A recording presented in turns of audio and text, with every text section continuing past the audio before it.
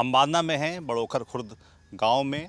इस गांव की खासियत एक किसान है, एक प्रगतिशील किसान है, जिनके बारे में आयुष हमारे साथी इनको पता चला था। इनको ये बताया गया कि जब आयुष अभी हमको बता रहे थे कि जब इज़राइल जा रहे थे हमारे देश के लोग खेती किसानी सीखने, तब इज़राइल के लोग इनके पास आ रहे थे। और बातचीत में ये भी पता चला, कोई और बता रहा था, मैं नहीं वही हमने कहा आयुष को किसी ने बताया, आयुष ने हमको बताया। तो प्रेम सिंह जी वो किसान हैं, हमारे साथ हैं, बांदा में बड़े मशहूर हैं। तमाम अखबारी कटिंग्स हमको भेजी गई, बताया गया कि इनके पास जाना चाहिए और देखना चाहिए कि आखिर ये खेती में ऐसे क्या प्रयोग कर रहे हैं। और जब इनसे हमने बात की तो इन्होंने कहा कि हमारी खेती का एक ही विज़न है कि सुख चैन से मस्ती में खेती करते हुए कैसे जिया जा सकता है। प्रेम जी, क्या कहानी है आपकी? पहले तो मैं आपका और ललन टाप का और सौरभ जी का आभार व्यक्त करता हूं कि आप नित्य नई ऊंचाइयां अर्जित करें अपने इस प्रोफेशन में। आपने एक नई पहचान खड़ी की है, इसके लिए मैं बधाइयाँ आपकी टीम को और देना चाहता हूँ। और मैं ये आपको ये बता रहा था कि मैं सुख और समृद्धि की खेती करता हूँ। मैंने ज़्यादातर लोग ये पूछते हैं कि खेती क्या करते हैं, खेती काहे के लिए करते हैं? सुख समृद्धि के लिए। तो सुख समृद्धि की खेती करते हैं। अगर प्रेम जी के इतिहास की बात करें तो इन्होंने दर्शन शास्त्र में इलाहाबाद यूनिवर्सिटी से पढ़ाई की है और पढ़ाई करने के बाद MBA भी किया रूरल मैनेजमेंट में, कि खेती किसानी के बारे में, रूरल मैनेजमेंट के बारे में और चीज़ें पता चलें। और उसके बाद फिर वो आप खेती करने लगे, नौकरी को हम उस चक्कर में नहीं पड़े। क्या कारण रहा इसका? पहला तो कारण ये था कि जब हम पोस्ट ग्रेजुएट हुए थे तो उस समय इतना चार्म नहीं था और ना ही सामाजिक दबाव था नौकरी के लिए। और हम लोग तो देहात गांव के रहने वाले आदमी तो नौकरी को बहुत अच्छी दृष्टि से नहीं देखते थे।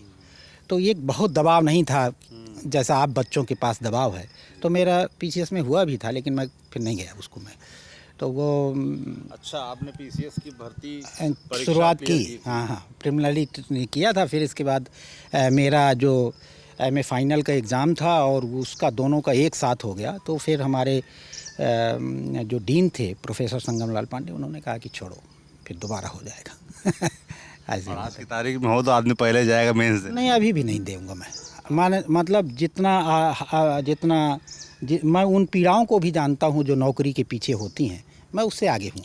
चलिए आपके प्रयोगों की बात करते हैं। ये करीब 10 बीघा से 5 बिस्वा कम आप बता रहे ज़मीन है आपके पास, और लोग हमें बता रहे हैं कि इतनी ही जगह पर आप खेती करके लाखों रुपए कमा रहे हैं और व्यवस्थित तरीके से जीवन जी रहे हैं और लोगों को प्रेरणा भी दे रहे हैं। तो थोड़ा हमको अपना काम दिखाइए, कैसे क्या करते हैं, क्या प्रयोग कर रहे हैं आप?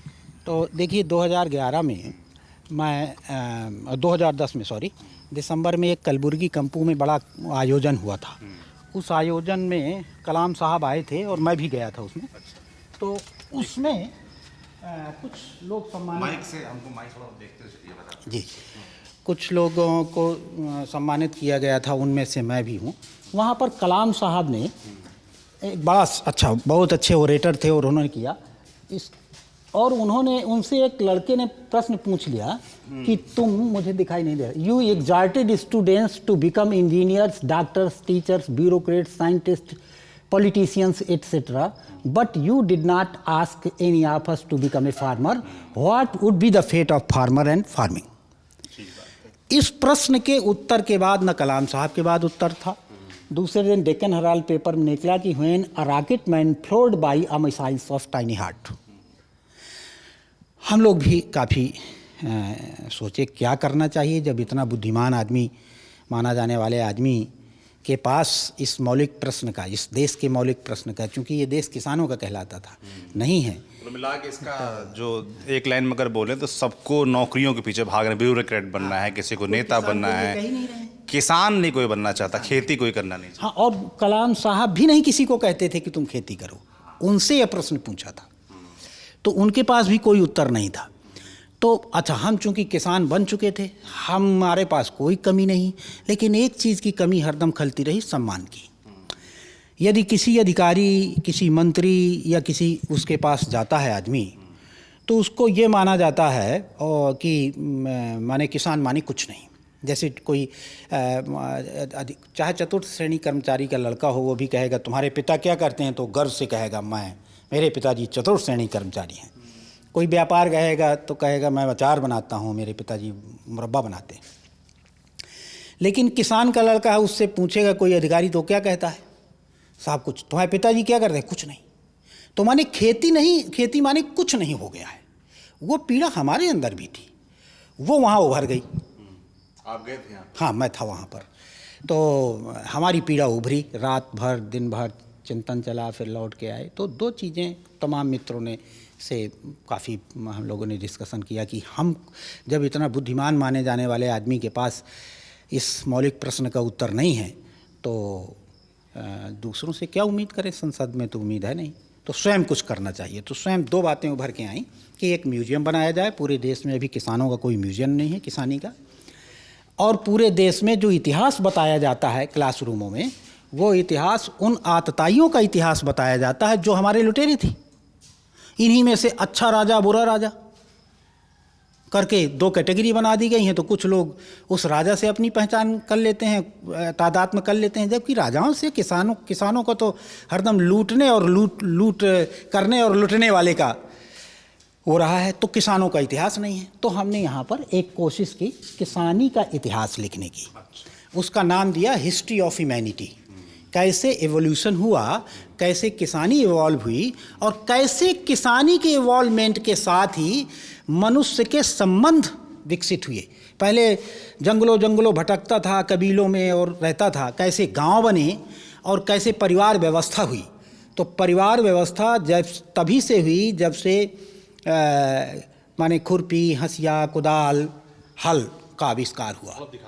हाँ है, तो ये तो वही जंगल युग से, ऐसे पाखाड़ युग से होते हुए सब जैसे पूरी मानव जाति है वैसे ही हुआ।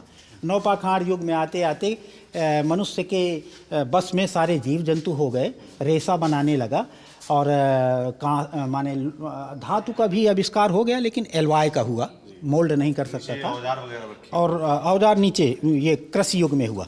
फिर इसके बाद जैसे ही उसने लोहा मोड़ना सीखा तो एक क्रांति आ गई। लोहा मोड़ा तो कुदाल, हंसिया, खुरपी आदि बना। उसकी वजह से व्यवस्थित खेती का स्वरूप विकसित हुआ और परिवार व्यवस्था भी सुव्यवस्थित हुई। और जैसे ही हल बना तो हल माने सभी समस्याओं का हल का कोई वो नहीं है, इसका वो नहीं मिलेगा आपको। हल माने सारी समस्याओं का हल, सामाजिक, आर्थिक, राजनीतिक, सभी प्रकार का हल है ये। तो जैसे ही हल का आविष्कार हुआ वैसे ही समूह में खेती शुरू हुई। गांव माने समूह होता है, और पूरी दुनिया में आप समूह नहीं पाएंगे। पूरी दुनिया में भारत, पाकिस्तान, बांग्लादेश के अलावा आपको गांव नहीं मिलेंगे, कबीले मिलेंगे। कबीले माने जहां एक प्रकार का काम करने वाले लोग रहते हैं, उसको कम्युनिटी कहते हैं अंग्रेजी में। विश्व में केवल गांव होते हैं, इसलिए अंग्रेजी में इसका कोई पर्यायवाची भी नहीं मिलेगा गांव का, है ना। विलेज जो कहते हैं, जहाँ विलेन रहते हैं उसको विलेज कहते हैं। गांव माने होता है जहाँ कई समूह मिलकर कई प्रकार का काम करने वाले लोग एक साथ काम करते हैं और किसी का मालिकाना हक नहीं होता है, उसको गांव कहते थे। इस देश में 1840 के बाद ज़मीनें व्यक्तिगत हुई हैं, 1796 के कानून, परमानेंट सेटलमेंट एक्ट के बाद। उसके पहले कहीं हमारी व्यक्तिगत ज़मीनें नहीं थी पूरे देश में, कोई लड़ाई झगड़ा भी नहीं था। तो समूह बनाकर रहने लगे, एक व्यवस्थित समाज बना ऐसे। और देखिए, हंसिया, खुरपी, कुदाल, हल, बखर, इसके पीछे क्या वैज्ञानिकता थी, कैसे खोजा, कैसे इन्होंने सभी जानवरों को हमारे पुरखों ने बस में किया, कैसे रोटी का आविष्कार हुआ। पहले जोतेंगे, बोएंगे, काटेंगे, माड़ेंगे, पीसेंगे, फिर आटा बना के फिर रोटी बनाएंगे। इसका आविष्कार किसने किया। आम को हम 40 प्रकार 50 प्रकार से खाते हैं, इसका आविष्कार किसने किया। हम कितने प्रकार का खाना है, इसका कहाँ है गायन, कहाँ है इनकी हिस्ट्री। आविष्कारों की बात नहीं, इनकी आविष्कारों की हिस्ट्री कहाँ है। और इस खुरपी हंसिया ने पूरे समाज, सामाजिक, आर्थिक क्या बदलाव किए, कितने राजनीतिक बदलाव किए, इसका कहाँ कहानी है। हाँ, उसी लोहे से भाला बना, बर्छी बना, तो उसका परमाणु बम तक की व्यवस्था है। लेकिन हमारे हंसिया खुरपी ने क्या योगदान दिया, हमारे कुदाल और हल ने क्या योगदान दिया इस देश में, इस धरती में, आदमी के स्थायित्व में, इसका तो कहीं कोई गायन नहीं है। तो ये एक बताने की कोशिश है कि हम गर्व से भर सकें। और जैसे ही ये व्यवस्था हुई, गांव हुआ, तो राजयुग आया। तो एक गांव के लुटेरे को लुटेरा कहते हैं, जब 100 गांव के लुटेरों को राजा कहने लगे। और जब से राजयुग आया तो 5 छाती की कीलें आज भी हम ढो रहे हैं। पहली लूट का नाम टैक्स हुआ। वो पूरे के पूरे हमसे लूटते हैं, उसको कॉन्स्टिट्यूशनलाइज करने की लगातार कोशिश जारी है, आज भी जारी है। जीएसटी, पीएसटी, ये पूरा का पूरा लूट है, लेकिन इसको टैक्स का नाम देना। दूसरी, छाती की कील, जितना बड़ा राजा, जितनी बड़ी सेना उतना बड़ा राजा। तो सेना कहाँ से आएगी? हमारे लड़के ही सेना में जाते हैं, किसी राजनेता का लड़का नहीं जाएगा, किसी व्यापारी का लड़का नहीं जाएगा, किसी और का लड़का नहीं जाएगा, हमारे ही लड़के जाएंगे। तो सेना इस धरती के लिए एक माने अमानवीय व्यवस्था का वो बनी हुई है। आज क्यों सेना की ज़रूरत है? तीसरी, सेना जाए, आधा परिवार अगर सेना में चला गया तो आधा परिवार कहाँ जाएगा? तो हमारी ही बेटियां वेश्यावृत्ति में गईं। तो तीसरी छाती की कील वेश्यावृत्ति, राजयुगीन व्यवस्था की देन है। अभी हिंदुस्तान में 8,000 के आसपास शहर हैं, 6,000 साढ़े 6,000 शहर राजाओं के बसाए हैं। हम तो शहर कभी बसाए ही नहीं। तो जहाँ पर ये चौथी छाती की कील, जहाँ पर वेश्याएँ ज़्यादा रहेंगी, सैनिक ज़्यादा रहेंगे, बड़े बड़े किले बनेंगे, तो वहाँ पर बाजार भी चला जाएगा, तो शहरीकरण शुरू हो गया। चौथी छाती की कील। और पांचवी छाती की कील, राजा के ही लड़का राजा होगा, या राजा जिसको मनोनीत करेगा, ऐसा पॉलिटिकल सिस्टम बनाना। और उसके सपोर्ट वालों के, जो उसके राजकाज में सपोर्ट करते हैं, उनको सरकार प्रोटेक्शन देगी। ये आज भी 5 छाती की कीलें मानव जाति अपनी सीने में जज्ब किए हैं, इनको निकालना शेष है। छठवीं छाती की कील, जब से ईश्वरवाद आया, तो ईश्वरवाद ने क्या किया? ये भी जैसे उनके लूटने का स्वरूप टैक्स, इनके लूटने का स्वरूप दान। तो ये भी छठवीं कील इन्होंने भारत के परिप्रेक्ष्य में देखिए इनके मूल सिद्धांत सब एक ही हैं। पूरे विश्व के ईश्वरवादियों के मूल सिद्धांत 3 हैं कि इस धरती को किसी ईश्वर ने बनाया है, ईश्वर ही इसको चला रहा है, और जब चाहेगा उसको ख़त्म कर देगा। यह इस्लाम भी मानता है, क्रिश्चियनिटी भी मानती है, और हिंदुओं के तमाम पंथ संप्रदाय मानते हैं। मौलिक रूप से एक ही बात मानते हैं, लेकिन अपनी अपनी दुकानें सबकी चल रही हैं। और हिंदुस्तान के परिप्रेक्ष्य में इन्होंने ऊंच नीच का, जो वहाँ पर गांव में हम बराबरी से, चाहे लोहे में काम करने वाला हो, चाहे लकड़ी में काम करने वाला हो, चाहे चमड़े में काम करने वाला है, चाहे खेत में काम करने वाला है, चाहे जानवरों के साथ काम करने वाला है, सारे लोग बराबर की हैसियत से आपस में बांट कर रहते थे समूह के रूप में। उसमें इन्होंने ऊंच नीच का एक सिस्टम खड़ा कर दिया, वर्ण व्यवस्था आ गई। ये ऊंच, ये काम करने वाले, ये काम करने वाली वो। तो छठवीं छाती की कील ये आ गई, और 6 छाती की कीलें लेकर अभी भी हम चल रहे हैं। फिर उस तरफ मैटेरियलिस्ट माने आज का वैज्ञानिक युग आ गया। तो वैज्ञानिक युग में एक डायलेक्टिक मैटेरियलिज्म नाम का एक सिद्धांत आया। उस सिद्धांत ने चैलेंज कर दिया इनके ईश्वरवादियों के सिद्धांत को कि इस संसार को किसी ईश्वर ने बनाया है। इन्होंने ये चैलेंज किया कि परमाणुओं के आपसी द्वंद्व से, एक दो प्रकार का द्वंद्व चल रहा है, एक भीतर से द्वंद्व है, एक बाहर से द्वंद्व है। इन दोनों द्वंद्वों से इस धरती की उत्पत्ति हुई, एक बिग बैंग थ्योरी भी कहते हैं उसको। और परमाणुओं के संयोग से, अभी हाकिंस का बड़ा अच्छा वो आया था स्टेटमेंट कि इस संसार को चलाने के लिए किसी ईश्वर की ज़रूरत नहीं है। तो इन लोगों ने चैलेंज कर दिया। अब चैलेंज कर दिया तो ये कोई कह रहा था धरती चपटी है, तो कोई कह रहा था शेष नांग टांगे है, तो कोई कह रहा था कुछ है। इन सबको चैलेंज मिलने लगा, लोगों ने उसको प्रयोग करके दिखा दिए। ये बैकफुट में चले गए और वैज्ञानिक आगे आ गए। वैज्ञानिक आगे आए तो सारी सोचों में वैज्ञानिकता का प्रभाव पड़ा, सामाजिक सोच में भी, आर्थिक सोच में भी, राजनीतिक सोच में भी। राजनीतिक सोच में यह प्रभाव पड़ा कि 1872 में पहली बार अमेरिका में एक संसदीय कार्यप्रणाली लागू हुई। तो संसद के बाद और वो जनता से चुनकर राजा बनने लगी। और संसदीय कार्यप्रणाली, जो अभी एक राजा और उसके सहयोगी निर्णय लेते थे, अब वो संसद लेने लगी। और आप तो जानते हैं पूरी दुनिया में लगभग 40-42 देशों को छोड़कर संसदीय कार्यप्रणाली है, जहाँ पर इस्लामिक राज्य हैं और कम्युनिस्ट हैं। उसके अलावा सब जगह संसदीय कार्यप्रणाली अपने यहाँ भी है। लेकिन यहाँ पर एक चीज़ ध्यान रखनी है, एक चीज़ ये ध्यान रखनी है कि जो राजयुग में पॉलिटिकल सिस्टम बना था कि ऊपर राजा होगा, नीचे प्रजा होगी। हम प्रजा हैं अभी भी, तो डेमोक्रेसी का मतलब प्रजातंत्र, जबरियाँ इसका लोकतंत्र नाम दे देते हैं। यह है प्रजातंत्र, माने प्रजा से चुनकर राजा बनाएंगे। तो जैसे ही हम चाहे जितने सीधे आदमी को चुनकर भेजते हैं, हम अपनी समझ में बहुत अच्छे आदमी हर बार चुन के भेजते हैं, वो सिस्टम ऐसा है कि वहाँ पर वो राजा की तरह हमारे साथ व्यवहार करते हैं। फिर तो ये सिस्टम का दोष है। अभी एक काम मानव जाति के पास बकाया है कि उनको सिस्टम को फिर से पैरेलल करना है। यह अभी हॉरिजेंटल है।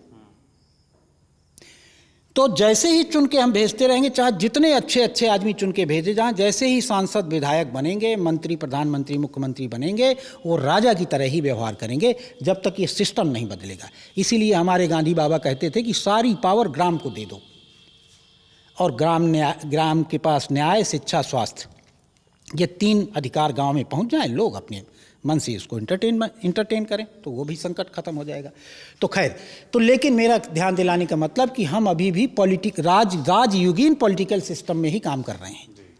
दूसरी चीज़ ये ध्यान देने की है, ईश्वरवादी भी इस बात से सहमत थे कि इस धरती का नाश होना है, जब चाहेगा ईश्वर मार डालेगा।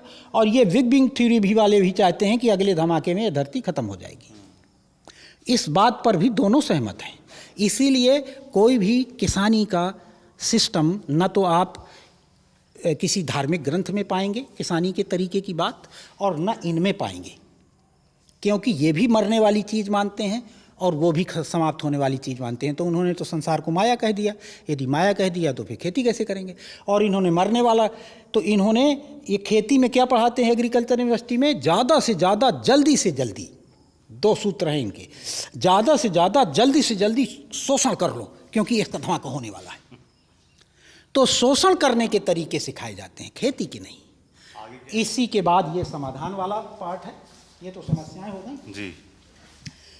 आज का रिजल्ट ये है, चाहे हम जितने अच्छे और बुरे राजा के साथ जिए हों, चाहे जितने अच्छे माने संतों के साथ में जिए हों, कि धर्म ग्रंथ पढ़ के जिए हों, और चाहे हम किसी भी वैज्ञानिक, रिजल्ट 3 है। हर व्यक्ति तनाव में है, पूरी प्रकृति असंतुलित हो रही है, माने कि गाय के वंशों में बिगाड़ है, बीजों में भी हस्तक्षेप हो गया है, समाज में भी हस्तक्षेप हुआ, गांव खाली हो गए, शहरों में भीड़ बढ़ गई, और तीनों पर्यावरण असंतुलन माने जल, वायु और ताप तीनों असंतुलित हो गए।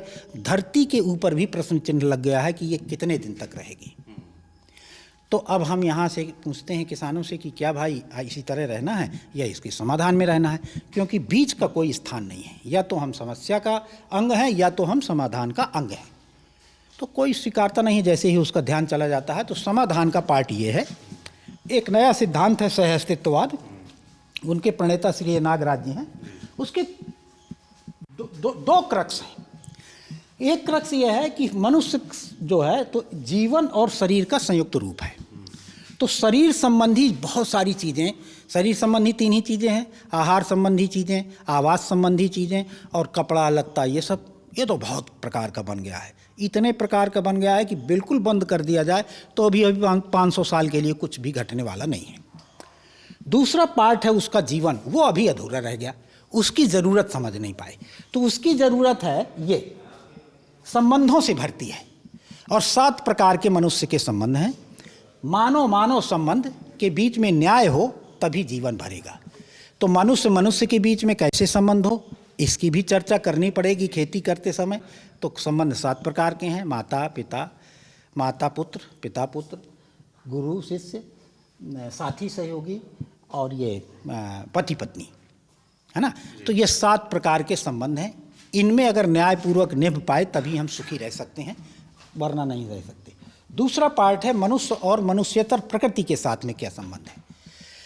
तो मनुष्यतर प्रकृति के साथ पहले से ही उन लोगों ने मान लिया है कि ये मरने गड़ने वाली है, तो उन्होंने संबंधों की कोई चर्चा नहीं की।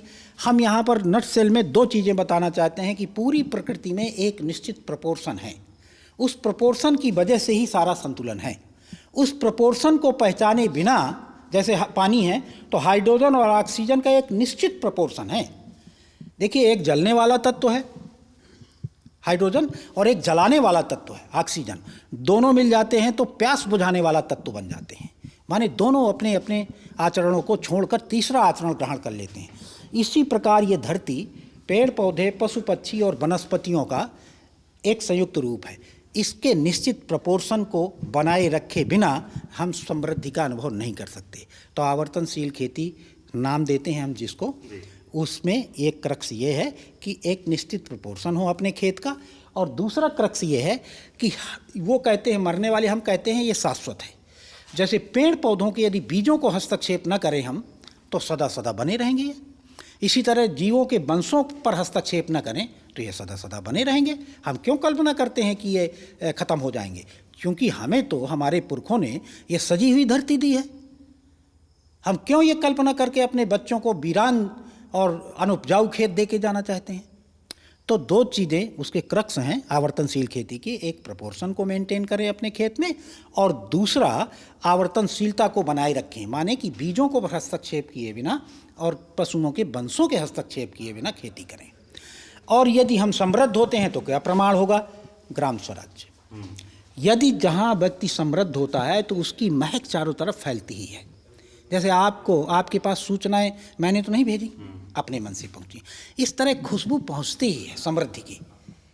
लोगों को लगता है यार हम नहीं बता पा रहे हैं, चलो उनको पास ले चलें, ये फैला देंगे ये बात को, शायद और कुछ धरती सज जाए और लोगों को समझ में आ जाए, वो भी समृद्धि का रास्ता अपना लें, वो भी देश के निर्माण का रास्ता अपना लें। शिकायत इससे शिकायत, उससे शिकायत, इससे भग के अपना एक कार्यक्रम शुरू कर दें।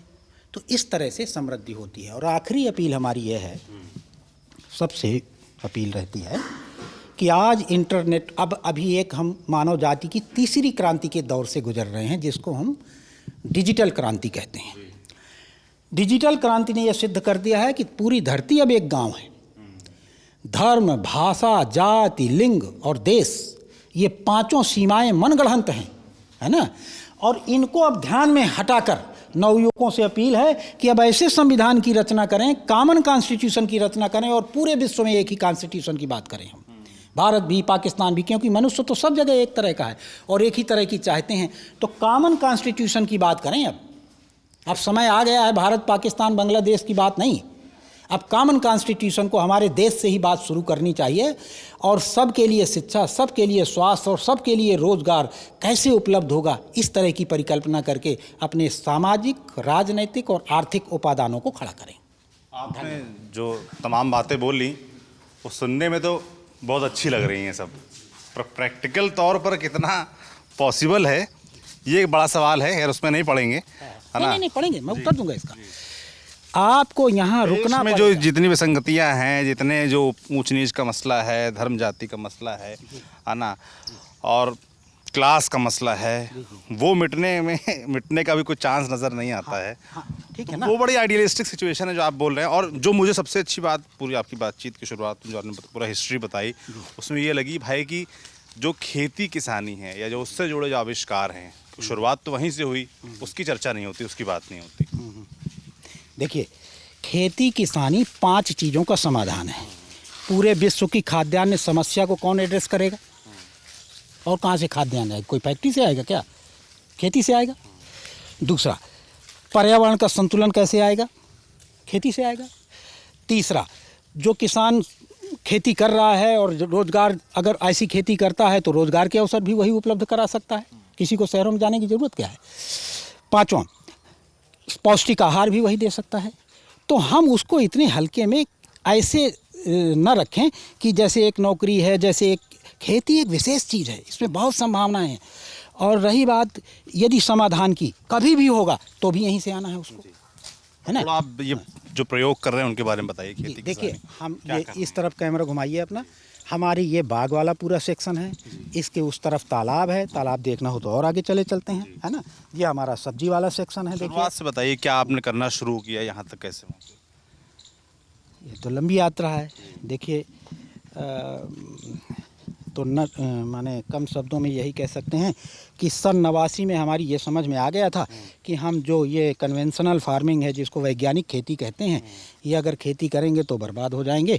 हमारे पास कर्जा ही बना रहता था। हम DAP वालों को, यूरिया वालों को, पेस्टिसाइड इंसेक्टिसाइड वालों को, पशु आहार वालों को और दवाई वालों को और बैंक की कर्जा को देने के लिए भर पैदा कर पाते थे। 4 भाइयों का हमारा परिवार था तो पूरा नहीं पड़ता था हमारा, है ना। तो धीरे धीरे ये हुआ कि इसका विकल्प चाहिए, तो हमने बहुत सारे विकल्पों के ऊपर काम किया। तो ये तो बहुत ज़्यादा विकल्प, मैंने बाग भी लगाया, फ्लोरिकल्चर भी किया, प्रोसेसिंग भी शुरू की। धीरे धीरे धीरे धीरे 2010 तक एक स्वरूप उभर के आ गया। अच्छा, मुझे नहीं लगा कि ये कोई विशेष काम हो गया। 2007 के बाद हमारे पास बाहर से लोग बहुत आने लगे। हमारे पास बैठालने की भी जगह नहीं होती थी, तो मेरा भी ध्यान गया कि क्या देखने आते हैं लोग। तब जाके मैंने इन सारी चीज़ों को संजोया और जो खेती का नाम देता हूँ उसका आवर्तनशील खेती, उसमें 5 स्टेप निकले कि यदि हम खेत को 3 हिस्सों में अपने बांट लें, एक पशुओं के लिए और एक हिस्सा बागवानी के लिए या वन के लिए, और तीसरे एक हिस्से में अपने लिए दाल, अनाज, चावल जो कुछ भी पैदा होता है माने घर में लगता है उसके लिए, और चौथा स्टेप इसमें निकल के आया कि खेती अपने घर के लिए करें, उससे जो बचे उसको प्रोसेस करें। बिना प्रोसेस किए अपराध है बाज़ार में भेजना। और 5वां स्टेप, जो भी हमारे पास वापस आए वो अपने पड़ोस में कुछ हिस्सा बटे ही। हमारे अगर बगल में कोई अप्रसन्न व्यक्ति रहता है हमारे गांव में, तो वो हमारी जिम्मेवारी है। इन 5 स्टेप की खेती को हमने आवर्तनशील खेती नाम दिया। तो छोटा किसान कैसे करेगा ये सब चीज़ें जो आप बता रहे हैं? जी, ज़्यादातर देखिए छोटे किसान ही रह गए हैं। मैं भी छोटा ही किसान हूँ। बुंदेलखंड में 9 बीघा कोई माने नहीं लगता। आप जैसे कितने किसान होंगे यहाँ पर जो ये कर रहे होंगे? अब तो 3-4 हज़ार हो गए हैं। देखिए, अब तो हमारी इस विधा को DS फाउंडेशन ने 6,500 किसानों तक पहुँचाने का अभियान चला रखा है। HDFC बैंक का CSR लग गया है, तो 7-8 हज़ार किसानों तक बाराबंकी और क्या कहते हैं, बाराबंकी क्या कहते हैं, नाम भूल जाता हूँ, चंदौली, भदोही, है ना, फतेहपुर, यहाँ पर इस तरह के मॉडल बनाए गए हैं 500 के आसपास। उसके लिए सपोर्ट भी करने के लिए लोग तैयार हुए हैं प्रारंभिक। सरकार ने भी बहुत सारी चीज़ें मांगी हैं। मैं उत्तर प्रदेश सरकार में कृषक समृद्धि आयोग का सदस्य भी हूँ, तो सरकार को भी बहुत सारे सलाहें गई हैं। तो ये बहुत तेज़ी से फैल रहा है। और हमारे गांव में तो 28 से 30% हिस्से में बाग लग गए हैं पूरे गांव के। और पशु माने वाटर लेवल, तालाबों से वाटर लेवल 3.5 मीटर ऊंचा आया है।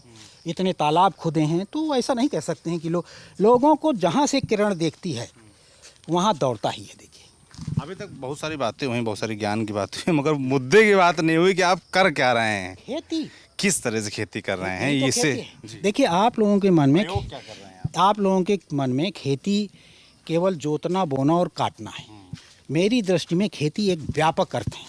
देखिए, भवन भी बनाते हैं हम, कम पैसे में बनाते हैं, वातानुकूलित बनाते हैं, ये भी खेती है। हमारी दृष्टि में लोहे से वो चीज़ बनाते हैं, कोई चीज़ उपयोगी मनुष्य के बनाते हैं, वो भी खेती है। ये देखिए, भवन बहुत कम पैसे का बना हुआ है ना। तो ये खेती ही सब कहलाती है। तो खेती में मतलब आप समझते हैं कि जोतना बोना काटना, वो नहीं है मेरी दृष्टि में खेती। वो तो मजदूरी है। खेती का मतलब है सुख और समृद्धि की खेती। मुझसे जिस तरह में समृद्धि मिलेगी वो करूँगा। जैसे 1/3 हिस्से में मान लीजिए बाग लगाया, तो इसकी सूखी पत्तियाँ, टहनियाँ कहाँ जाएंगी? इसी के साथ हमने गोवंश खूब बढ़ा लिया। भैंस है, बकरी है, मुर्गी है। तो मुर्गी के बीट में कैल्शियम फास्फोरस अधिक होता है, तो नाइट्रोजन की पूर्ति कर देती है। इसी तरह बकरी में जो मींगनी प्रजाति के जितने हैं उसमें भयंकर मिनरल होता है, वो भी हमारी खाद में आ गया। गाय में माइक्रोस ज़्यादा होते हैं, वो भी आया। भैंस में कार्बन ज़्यादा होता है, वो भी आया। सूखी टहनियाँ भी आई। सबको मिक्स करके फिर खेत में पहुंचाया, साइकिल पूरा हो गया। ये पूरी खेती है हमारी दृष्टि में। और खेती को ऑप्टिमम स्थिति तक ले जाना, माने जितना वो दे सकती है उस स्थिति तक बनाए रखते हैं। यही समृद्धि की खेती है मेरे ख्याल से। जो छोटे किसान, जब हम किसानों के पास जाते हैं तो बहुत समस्याओं की वो बात करते हैं, चाहे वो बोने से लेकर आराम से, है ना। और आप कह रहे हैं समृद्धि वाली खेती की आप बात कर रहे हैं, है ना। तो उनके लिए क्या कहना चाहेंगे? उनको क्या करना चाहिए जो आप जिस तरीके से आपने किया वो कर पाएँ? देखिए, वो उसके लिए बताया ना कि 2 धन 2 बराबर 4 टाइप का कोई उत्तर नहीं होता है। इसके लिए आप पहले अवधारणा या विचार स्तर पर परिवर्तन होता है, फिर उसके बाद कैसे आएगा ये परिवर्तन? मतलब आप भी तो किसानों से मिलते होंगे ना? जी, मिलते हैं है मेरे ना। पास। और जो खेती किसानी का हाल है, सबसे ज़्यादा परेशान अगर देश में कोई दिखता है तो किसान ही दिखते हैं। उनके लिए क्या ऑप्शन के कैसे, जो आप जिस तरह की बातें कर रहे हैं, जो एजुकेशन की बातें कर रहे हैं कि उनको ये सब चीज़ें पहुँचें, उसके लिए क्या व्यवस्थाएं हो रही हैं? देखिए, मैं तो ट्रेनिंग प्रोग्राम चलाता हूँ, उसका नाम किसान विद्यापीठ नाम रखे हैं, ऐसे ही रखना था कोई, तो उसमें भी बच्चे आते हैं और अभी तक दसियों हज़ार लोग आके जा चुके हैं। लेकिन हम इसको प्रोपोगंडा नहीं बनाते, हम अपना काम समझ के इसको करते हैं, ठीक है ना। और अभी आप 2 दिन पहले आते तो अभी 40 किसानों का ट्रेनिंग पूरा हुआ है। अच्छा, क्या सिखाते हैं ट्रेनिंग में? ट्रेनिंग में 4 दिन का ट्रेनिंग प्रोग्राम होता है जी। उसका शेड्यूल अभी बताते। देखिए, पहले इसको समझिए, ये पानी है, इसमें मछली भी है, इसमें बकरी और मुर्गी की खाद आती है, बकरी और मुर्गी की खाद से मछली होती है और इसके पानी से सिंचाई करने पर 30 से 35% उत्पादन ऑटोमेटिक बढ़ जाता है। और हमने एक प्रयोग किया, एक जगह गेहूं लगाया, आधे हिस्से को हमने ट्यूबवेल से पानी दिया, आधे हिस्से को तालाब से पानी दिया। जिस हिस्से में तालाब से पानी दिया उसमें 3 पानी में पूरा गेहूं पक गया और जिसमें ट्यूबवेल से पानी दिया उसमें 5 पानी लगा। तो एक तो पानी कम लगता है, दूसरा इससे जो सिंचाई की उससे 17 कुंतल प्रति एकड़ उत्पादन हुआ और जिससे ट्यूबवेल से किया उसमें 13 कुंतल प्रति एकड़ उत्पादन हुआ। टोटल 30 से 35% उत्पादन ऑटोमेटिक बढ़ जाता है केवल तालाब से। वाटर रिचार्ज अलग होता है। तो ये अब ये समझ में नहीं आता, ये खेती है, ये तकनीकी है, तो अब तो हम क्या करें। जी, अब बैठिए, बैठ के आराम से करते हैं। आप भी बैठ लीजिए, सब लोग बैठ लो। जी, अब पूछिए, अब जैसे देश में है तो ये जो बताइए, सन 70 के पहले आप एक भी ऐसे किसान का उदाहरण है क्या कि जो कर्ज में लदा रहा हो? तो ये परेशानी आई है। पहले किसान कर्जे में नहीं रहते थे, बिल्कुल नहीं रहते थे। एक भी सन 65 का सर्वे कराइए, कोई ऐसा किसान नहीं था जो कर्जे में हो और कोई नौकरी करना ही नहीं चाहता था। उत्तम खेती, मध्यम बाढ़, निश्चित चाकरी, भीख निदान। हमारे यहाँ तो ऐसे उदाहरण हैं कि हमारे एक परिचित हैं बाबा, अब नहीं, गुजर गए वो, तो उन्होंने कहा कि यार मेरी नौकरी लग गई रेलवे में, वो इंटर पास थी उस ज़माने में, सन 60-60 में। तो अम्मा से पूछा कि मैं नौकरी में चला जाऊं, तो अम्मा ने कहा तू ही लाज ना लागी नौकरी करे माँ, नहीं समझा, तुम्हें शर्म नहीं आएगी दूसरे की नौकरी करने में। ये हाल था हमारा भाई। कोई किसान कमज़ोर नहीं था, कोई आत्महत्या नहीं थी। सन 70 के बाद ही सारी परेशानियां आई। इसी बात को तो समझने के लिए, संसद में बहस करने के लिए मैं बार बार चिट्ठियां लिख रहा हूं। करो ना कि जब से सरकार, जब से राजनीतिक हस्तक्षेप बढ़ा है तब से गांव टूटे हैं। 1969 के बाद 70 से लेकर 75 तक के सारे संविधान में हुए परिवर्तनों की जांच हो तो उसके पहले आपको मिलेगा नहीं। तो ये जो स्थिति किसानों की हुई है वो धीरे धीरे धीरे हुई है। अब हम जो समाधान वाले पार्ट को कहते हैं ये भी धीरे धीरे धीरे होगा। न इकट्ठा समस्या आई है न समाधान इकट्ठा होगा, ये तो धीरे धीरे होने वाला बात है। अब आपकी बात है कि एक उसमें बर्रैया लगी थी तो उसको अपने यहाँ दीपावली में पुताई करवानी थी, तो ढूंढने गया वो पुताई करने वाले को, तो उसने कहा कि चलो भाई पुताई कर दो। पुताई वाले ने देखा इसमें तो बर्रैया का छत्ता लगा, मना करूँगा भाई, भाग गया। दूसरे दिन फिर लेने गया वो जहाँ मजदूर होते थे, उसने कहा पहले से बताए दे रहा हूँ भैया बर्रैया का छत्ता लगा है यार। तो एक नवयुवक था, उसने कहा चलो देखते हैं। देखा, उसने रंग लिख दिया, ये रंग मंगा तो कल से आ जाऊँगा पोतने में।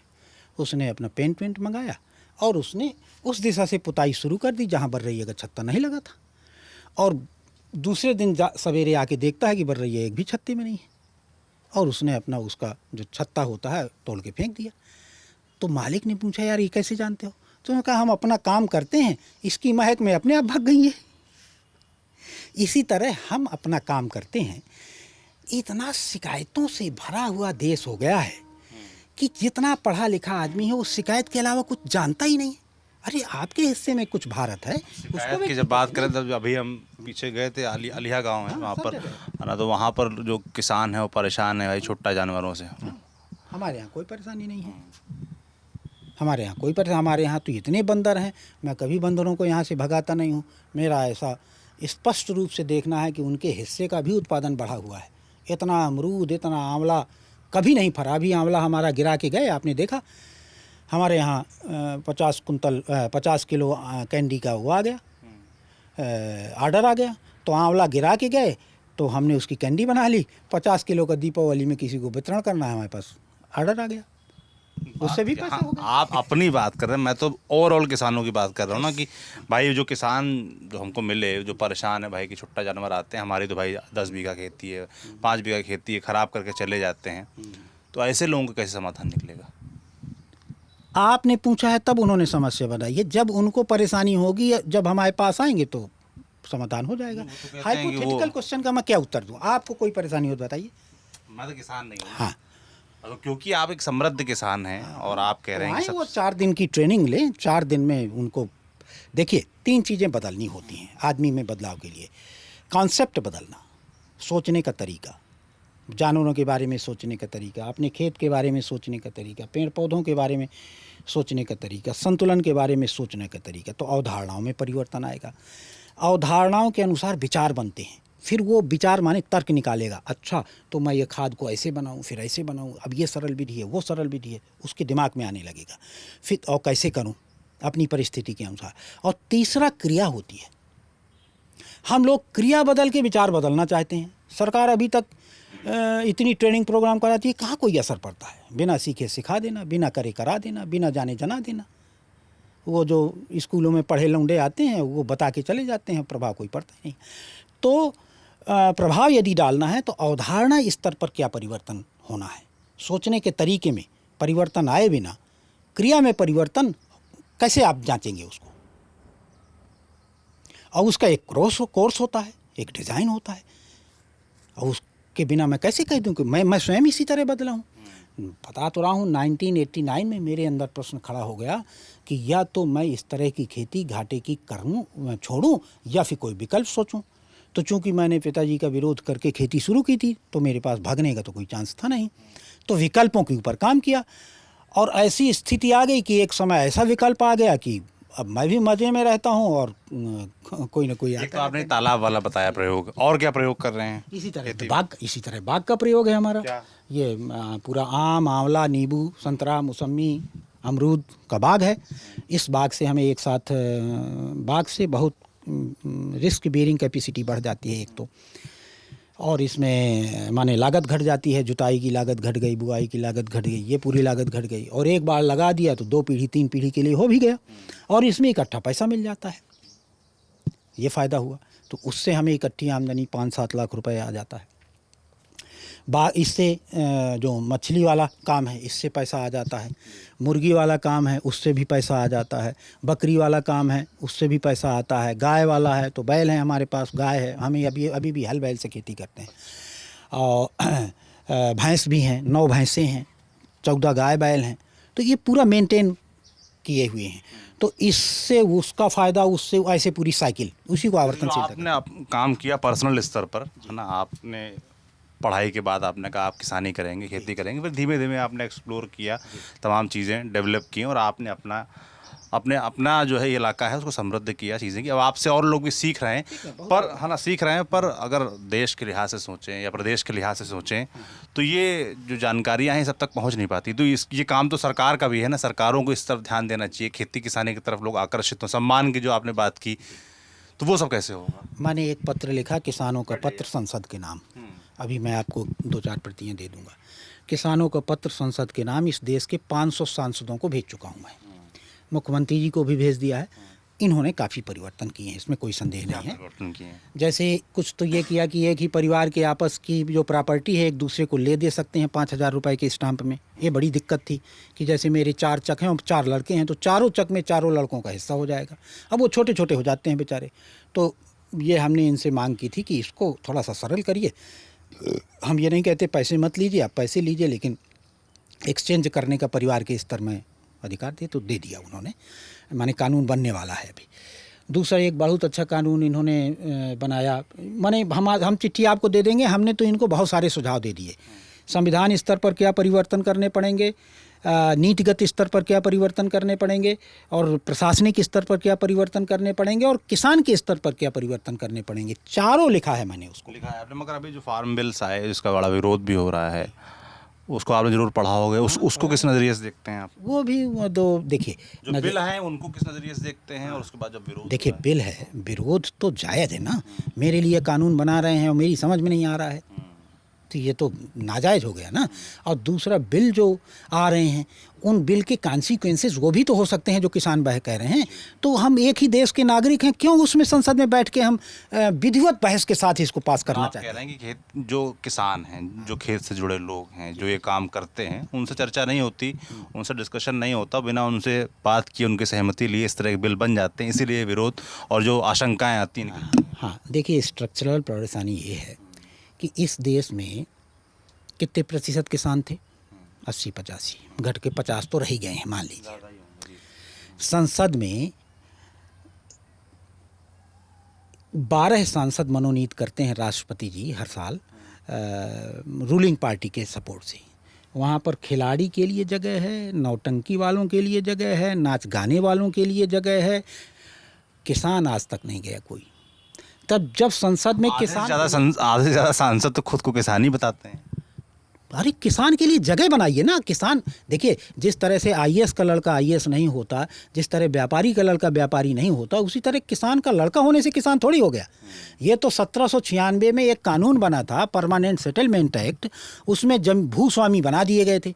तो सारे भूस्वामी किसान थोड़ी हैं। आप किसान की परिभाषा करिए और किसान की परिभाषा के में जो आते हैं उनके लिए कम से कम 20-25 सीटें संसद में दीजिए, दोनों सदनों में। तब हम कहें कि उनकी बात निकल के आए। अभी तो किसान की कोई बात ही नहीं कहता है। अब तो राजनाथ सिंह जी भी कह देते हैं मैं किसान हूँ। और कहीं हल इनकी जिनकी आजीविका कम से कम खेत से आती है उसको किसान मान लीजिए आप। अब नसीमुद्दीन सिद्दीकी जी हैं, मनमाना ज़मीन पड़ी है, कहीं हल जोतने गए हैं क्या? कहने के लिए तो ये भी किसान हो गए। तो कैसे ये किसानों की बात कर पाए? हम यहाँ से निकले हैं तो हमें एक एक कानून की पीड़ा पता है, कैसे किन किन चीज़ों में लेखपाल हमें परेशान करता है, किन चीज़ों में सेक्रेटरी से परेशान है। और कल्याण सिंह जी आए थे सही किसान, तो उन्होंने परिवर्तन किए थे। क्या परिवर्तन? अरे भयंकर। देखिए उन्हीं के ज़माने में महिलाओं की हिस्सेदारी जो बढ़ी है ना, आदमी के मरने के बाद एक हिस्सा औरतों को आता है। कितनी बुद्धिमानी का काम था। 100 रुपये में ट्रैक्टर मिलने लगा था, नहीं तो पूरी ज़मीन रेहन रखनी पड़ती थी। और उन्होंने इतना किसान एक जोत बही बनाई थी जो 27-28 प्रकार के कामों के लिए एक प्रमाण का काम था, लेकिन लोगों को नहीं। तो एक चीज़ मैं ये भी देखता हूँ कि किसानों को लेकर कितनी योजनाएं सरकारों की तरफ से चलती हैं, और जब किसानों के बीच जाओ तो उनको पता ही नहीं होता है, जानते ही नहीं हैं, और सरकारी दफ्तर जाने से डरते हैं, वहाँ जिस तरह का सिस्टम रहता है। तो ये सब चीज़ें कैसे ठीक? इसीलिए ना कि किसान परिभाषित है नहीं। सपाइयों के किसान अलग होते हैं, भाजपाइयों के किसान अलग होते हैं, कम्युनिस्टों के किसान अलग होते हैं। जब 70 से आया तो किसान का माने फटा हुआ होना ही चाहिए। अगर हमारा एक बार की तो मैं घटना बता दूं आपको। हमारे यहाँ माननीय गृह मंत्री जी थे राजनाथ सिंह जी, हमारे बांदा आए, वो वीडियो मेरे पास अभी भी है। अब उन्होंने कह दिया कि मैं किसी सही किसान से सुनना चाहता हूँ। तो सही किसान में लोगों ने कह दिया कि इनको खड़ा करो। मैं हाथ जोड़ता जा रहा हूँ कि भैया मुझे मत खड़ा करिए, लेकिन मुझे ज़बरदस्ती मंच में ले गए। और ले गए तो मैंने पूछा कि भैया सही बात करनी है कि मुंह देखी बात करनी है? तो उन्होंने कहा नहीं, सही बात करनी है। तो मैंने सही बातें की। सही बात यही कहा कि भैया आज़ादी के 70 साल हो गए हैं, उस समय 68 साल हो गए हैं जब कृषि गृह मंत्री थे। संसद में तो जगह दे दीजिए, किसानी को राष्ट्रीय कार्य तो घोषित कर दीजिए, कुछ तो कर दीजिए जिससे हमें महसूस हो कि किसानों की सरकार आई है। किसानों के वोटों से ही भाजपा आई थी। ये गलतफहमी है लोगों को कि हिंदू मुस्लिम से आई थी। हम किसान कांग्रेस से आज ही आ गए थे, इसलिए आ गई थी क्योंकि किसान कांग्रेस भी उन्हीं को किसान मानती है जिसको कम्युनिस्ट किसान मानते हैं। हम लोगों को किसान थोड़ी कांग्रेस मानती है।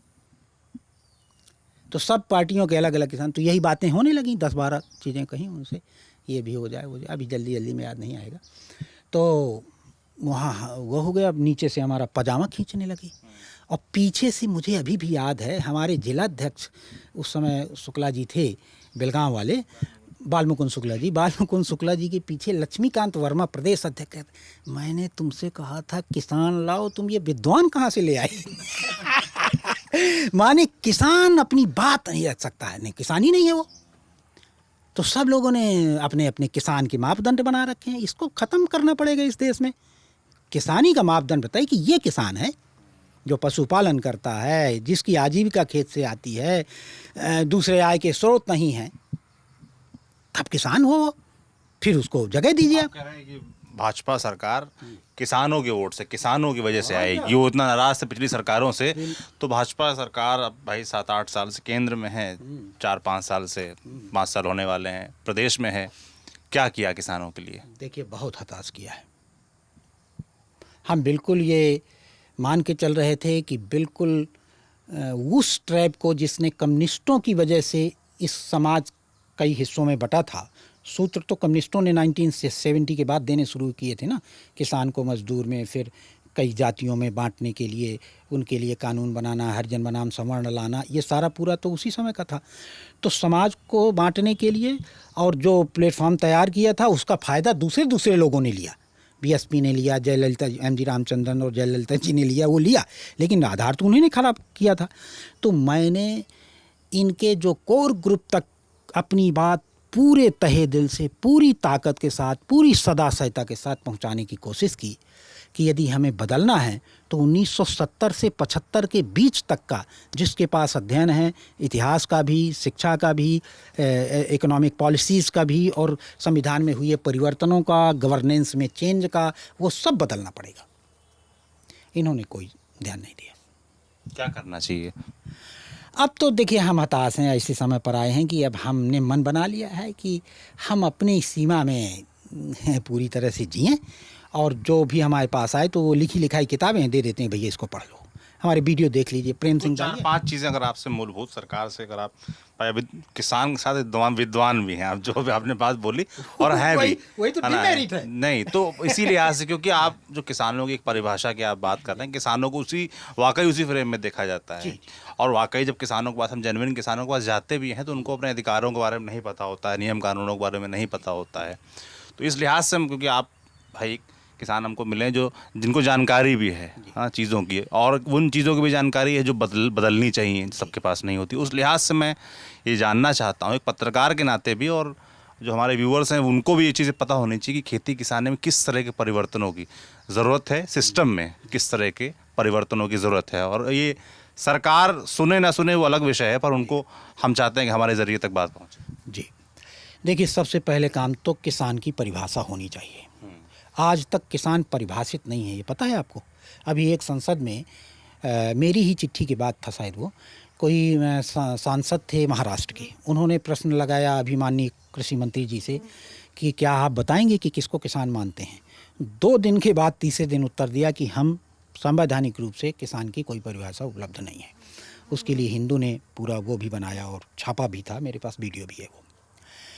तो किसान की परिभाषा, और किसान की परिभाषा वे किसान जिनके पास बिल्कुल खेत नहीं है और फिर भी खेती करते हैं, तो इस 4 सर्वे हो जाएं, इनकी ABCD कर दीजिए और उसमें बता दीजिए कि बी वालों को ये मिलेगा, सी वालों के सपोर्ट में इस तरह से सरकार रहेगी, डी वालों के सपोर्ट में इस तरह से कर दीजिए आप, तो सही किसानों के पास चीज़ें पहुंचने लगेंगी। दूसरी बात ये करनी पड़ेगी कि किसानी को राष्ट्रीय कार्य घोषित कर दें। उससे क्या होगा? देखिए अभी भी वही राष्ट्रीय कार्य, जैसे वन लगाते हैं, वन विभाग क्यों बना हुआ है? कहीं भी मंत्री जी जाते हैं, एक तो पेड़ लगाते हैं और चौड़े होकर एक पेड़ में वो करवाते हैं। हम तो यहाँ बाग के बाग लगाए हैं, इनको क्यों नहीं आप राष्ट्रीय सम्मान का हक देते हैं भाई? तो यदि पेड़ लगाना राष्ट्रीय सम्मान है, वाटर रिचार्जिंग राष्ट्रीय कार्य है, और फल उत्पादन, खाद्यान्न उत्पादन राष्ट्रीय कार्य है, तो ये तो किसान करते हैं।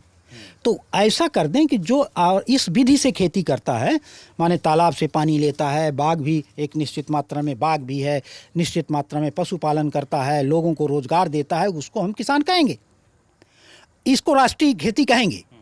कुछ ऐसा कर दें तो लोग अपने आप उस तरफ बढ़ना शुरू हो जाएंगे। और राष्ट्रीय कार्य इसलिए घोषित कि जो 12 सांसद मनोनीत होते हैं उसमें ये कहते हैं जो राष्ट्रीय कार्य है उनको दिया जाता है। तो हमारे बहुत हस्तक्षेप करने के बाद 10 किसानों को पिछले साल पद्मश्री मिले थे, भारत भूषण त्यागी जी को, दहिया जी को। इसमें हमने बहुत चीज़ें की थी, वहाँ तक पहुँची थी हमारी आवाज़। तो अदर खाते में दिया गया है उनका, जो किसके लिए दिया गया है तो कृषि नहीं लिखा है, अदर। तो पद्मश्री में नाम पहुंच जाएगा अपने आप, पद्म भूषण में नाम पहुंच जाएगा, और स्थायी परिवर्तन का काम तो किसान ही कर सकते हैं। तो ये मेरा परिपथ ये है कि अगर सम्मान से राष्ट्रीय जुड़- ये सम्मान से जुड़ जाएगा, सम्मान से जुड़ी बात हो गई, तो लोग नवयुवक भी जिसके पास 50 बीघा खेत है अब वो भी नौकरी ढूंढ रहा है। क्यों? क्योंकि सम्मान चाहिए उसको, खेती में सम्मान नहीं मिल रहा है तो वो अपना मन नहीं लगा रहा है यहाँ। उसको लगता है बताएंगे खेती करते हैं, किसान करते हैं, हैं तो लोग हाँ शादी नहीं होगी, इज्जत की बात छोड़िए, शादी नहीं होगी, तो कौन अड़ुआ रहना चाहता है? तो कम से कम राष्ट्रीय कार्य घोषित हो जाए तो उन लोगों के जिनके पास खेती है वो प्रेरित होंगे। परिभाषा और दूसरी सम्मान वाली। तीसरा सम्मान वाली नहीं, माने किसानी को राष्ट्रीय कार्य घोषित करना।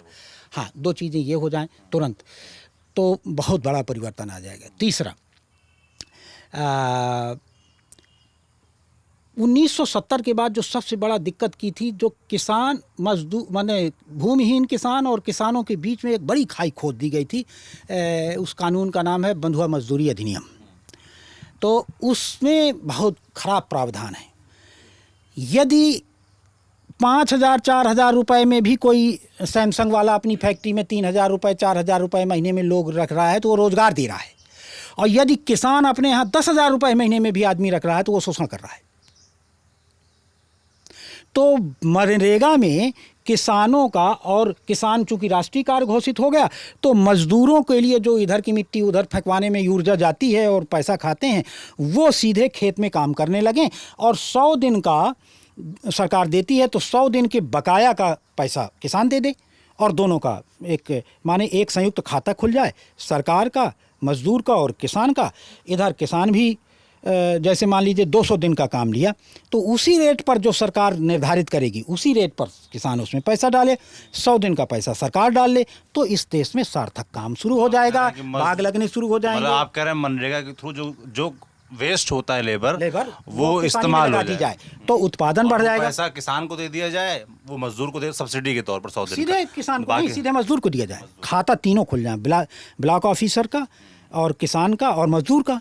ब्लॉक ऑफिसर डाल दे उस खाते में और निगरानी भी करता रहे। लेबर का सही उपयोग हो जाएगा, लेबर का सही सदुपयोग हो जाएगा, और खाद्यान्न उत्पादन तो किसान ही बढ़ाएगा ना। तो अगर उसको लेबर दे देंगे तो खाद्यान्न उत्पादन नहीं बढ़ जाएगा इस देश का। जरा सा भी सोचिए। इसीलिए मैं कहता हूँ ये देखिए, इंटरव्यू में ये बातें नहीं आती हैं, आराम से जब बैठें तब इसको मैं डिटेल से समझा सकता हूँ। और आप मतलब कि एक रास्ता ये हो सकता है। तो 3 चीज़ें हो गई। देखिए, कन्वर्जेंस का, मनरेगा का, क्योंकि ये हमारी ताकत है, हमारी असली ऊर्जा तो वही मजदूर हैं जिनसे ये शहरों की अट्टालिकाएं खड़ी हो रही हैं। सवेरे वो अपने आप को बेचने के लिए वहाँ खड़े हो जाते हैं, उनको ले जाते हैं। अरे भैया, हमारे गांव के यहाँ भी देखिए ये पैंडेमिक में हमारे गांव में आ गए, कहाँ बताइए एक भी आदमी मरा? शहर वाली कहाँ एक भी दिन खिला पाए उनको? फिर भी नहीं समझ रहे हैं आपकी, हमारे बच्चे हैं वो भाई। हमें बड़ी पीड़ा हुई जब इन लोगों ने बहुत चालाकी से अपने राजनीतिक स्वार्थ हल करने के लिए इन्होंने हमें बांट दिया। हमसे ज़्यादा सम्मान देते हैं क्या? तो किसानों का इनका एक समूह बने, है ना, उसके लिए सोचे सम्मानजनक तरीके। और जहाँ कोई परेशानी है, अपमान है, उसमें हलफनामा लिया जाए कि कोई व्यक्तिगत काम किसी से नहीं करवाएगा, ये हो जाए, उसमें हलफनामा ले लिया जाए, उसमें ये वाली धारा लगेगी। चौथा पॉइंट। हाँ, 3 पॉइंट ये हो गए। अब चौथा पॉइंट पूरे देश भर के लिए बताना।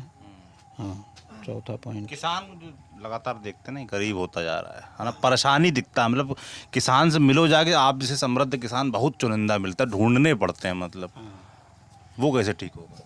वो तो देखिए, हाँ, चौथा काम एक कर सकते हैं, अपने सरकारी विभागों को ख़त्म करके।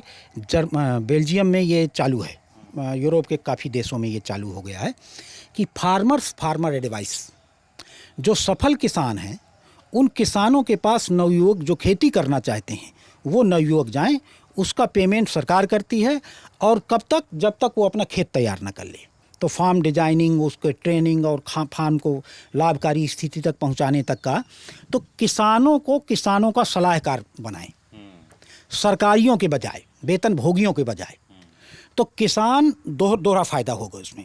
एक तो किसान अपने आप को तैयार करेंगे कि मुझे शिक्षा देने लायक बनना है और मुझे लाभप्रद खेती करनी है और मुझे अपना कितना मैं कमाता हूँ ये मुझे सरकार को दिखाना है इससे, और इसी वजह से तो सरकार कहेगी कि फला जगह जाओ भाई, है ना।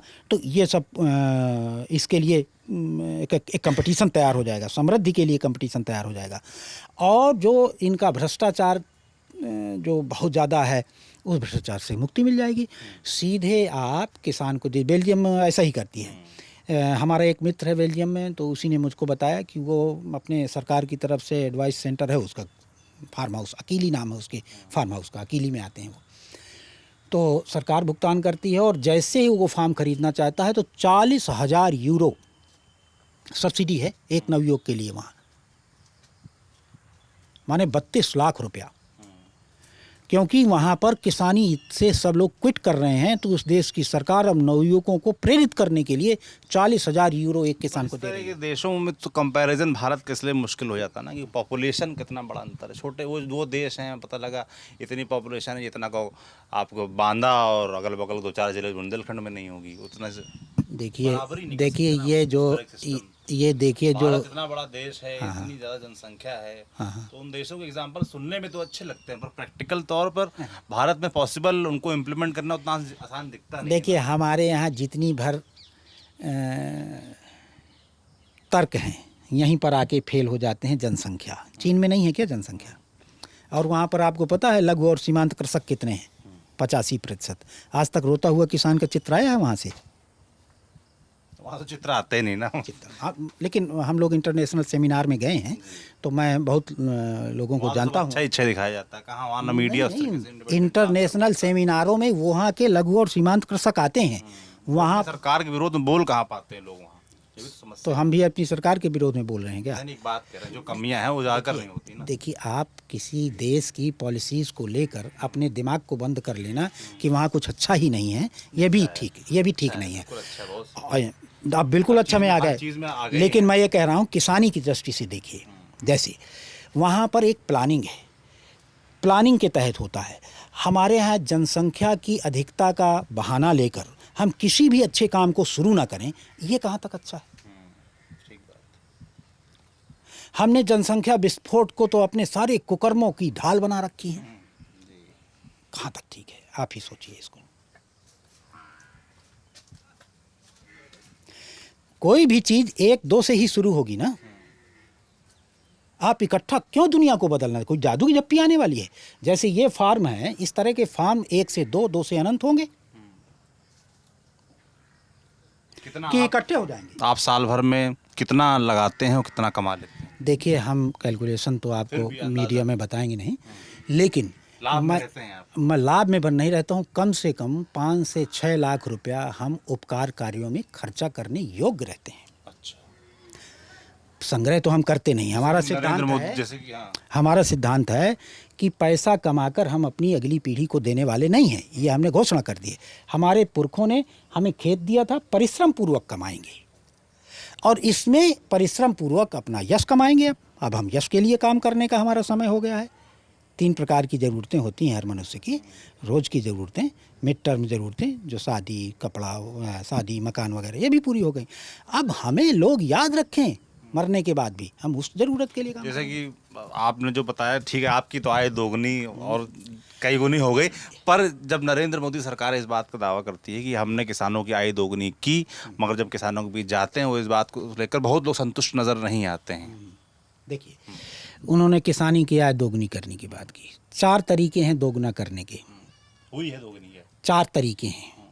एक तो किसान आधे हो जाएं तो अपने आप दोगुनी हो जाएगी। दूसरा, खेतों का उत्पादन बढ़ जाए 2 गुना तो दोगुना होगी। तो उत्पादन बढ़ने से रहा, किसान मरने से रहे। उत्पादन बढ़ जाता है अगर तो खरीद। तीसरा क्या तरीका हो सकता है? दाम 2 गुने हो जाएं तो सरकार दाम 2 गुने नहीं करेगी। चौथा तरीका क्या हो सकता है? क्या हो सकता है? देखिए, या तो किसान आधे हो जाएं, या मर जाएं, किसानी छोड़ दें, या तो उत्पादन 2 गुना हो जाए, या तो दाम 2 गुने हो जाएं, या तो किसान भाग जाए। तो किसान भगा कर 2 गुना करना चाहते हैं, बेच दो, किसान ही नहीं रह गए तुम। तो ये सब देखिए, ये सब मुझसे मत कहलवाइए। आप भी जानते हैं कि 2 गुना 3 गुना ये भाषा है समृद्धि पहुंचना चाहना। हमारी खेती है समृद्धि की। कोई 2 रोटी में छकता है, कोई 4 में छकता है, तो 4 वाले को 4 चाहिए, 2 वाले को 4 चाहिए। 2 गुना 4 गुना क्या होता है?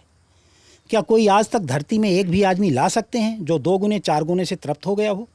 और मैं आपको लाखों किसान ला सकता हूँ, अभी भी तृप्त हैं, जानवर चरा के तृप्त हैं। अभी भी इसके हमारे यहाँ जो है बकरी चरा रहा है, इसके पास देखिए वो कहता है मेरे पास 2 लाख रुपया इकट्ठा हो गया है, कहीं ज़मीन हो तो बताइएगा। ये समृद्धि है। चलिए, समृद्धि का तो पैमाना फिर हर आदमी का अपना अपना होता है। अपना होता है, और उसका एक हिस्सा तृप्ति है, दूसरा एक हिस्सा जो चीज़ें ज़रूरत है उसके बने रहने की गारंटी होती है। इन दोनों के कॉम्बिनेशन में समृद्धि निकलती है। हम 2 पाए फिर 4 के लिए इच्छा करें तो ये वाला फॉल्ट है, और हमारे पास जितनी ज़रूरत है वास्तविक ज़रूरतों की पहचान के अनुसार है, इस बात का कैलकुलेशन हो जाए, वो बना रहे। इन दोनों फिलहाल अपने जो आपने पूरा 10 आपका फार्म है, यहाँ क्या क्या होता है? यहाँ पर देखिए फल हैं, प्रोसेसिंग यूनिट हैं, दाल बनाते हैं हम, मुरब्बा बनाते हैं, कैंडी बनाते हैं, 30-40 प्रकार की चीज़ें बनाते हैं यहाँ पर है। सब। मार्केट आपको मार्केट कैसे उपलब्ध होता है? जैसे तमाम किसान शिकायत करते हैं ना कि भाई हम तो प्रोडक्शन कर रहे हैं, जैसे आपने कहा कि या तो दोगुना प्रोडक्शन हो जाए, पर दोगुना अगर प्रोडक्शन हो जाएगा खरीदेगा कौन? मार्केट, जो किसान तो यही परेशान रहता है ना, एमएसपी की कितनी बात होती है कि हमको रेट सही नहीं मिल रहा है, मार्केट नहीं मिल रहा, मंडी जाते हैं, मंडी में व्यापारी को बेच देते हैं, आधे दाम पर बेच देते हैं, वो कैसे बैलेंस आएगा? देखिए, कुआं प्यासे के पास नहीं जाता है, प्यासा कुएं के पास आता है। हम बनाते हैं और अपने घर में रखते हैं। जैसे ही हमारे साथ ऐसा सबके साथ तो सबके साथ ही देखिए भैया, आपने मन में झांक के देखिए, आपको जैसे ही पता चलता है कि फला जगह बहुत शुद्ध कॉटन मिलता है, आप जाते हैं लेने की नहीं जाते हैं? और उस प्रचार को बिल्ड, मतलब उस सम्मान को बिल्ड करने में आपको सालों लग गए ना। तो सालों लगेंगे, टाइम का कौन सा इलाज है? जैसे गेहूं है 6 महीने में उगता है तो उगेगा, उसका क्या इलाज है? उसको का टाइम को शॉर्ट करने की कोई मशीन बना लिया है क्या आपने? आप कह रहे हैं वो एक प्रक्रिया है, समय लेगी, शुरुआत करनी चाहिए। शुरुआत करेंगे तो एक खलील जिब्रान का एक बहुत अच्छा कविता है, उसका वो तो नहीं जानता मैं, माने उसी तरह से नहीं पढ़ सकता है, लेकिन कहते हैं वो, एक आदमी को, एक गांव में रहते थे आदमी, और उनको पूरा कई किलोमीटर चल के जाना पड़ता था, पहाड़ियों का, 7 पहाड़ियों का चक्कर लगा के। एक नवयुवक के मन में आया कि हम कब तक पीढ़ी दर पीढ़ी हम ये इतने किलोमीटर का चक्कर लगाए, क्यों नहीं हम सीधे सड़क बनाते हैं? तो उसने अपना छेनी हथौड़ा लेकर शुरू कर दिया। जैसे ही उसने 1 पहाड़ 2 पहाड़ तोड़े, फरिश्ते पैदा हो गए और 5 पहाड़ आगे के क्रॉस करके उन्होंने सड़क बना दिया।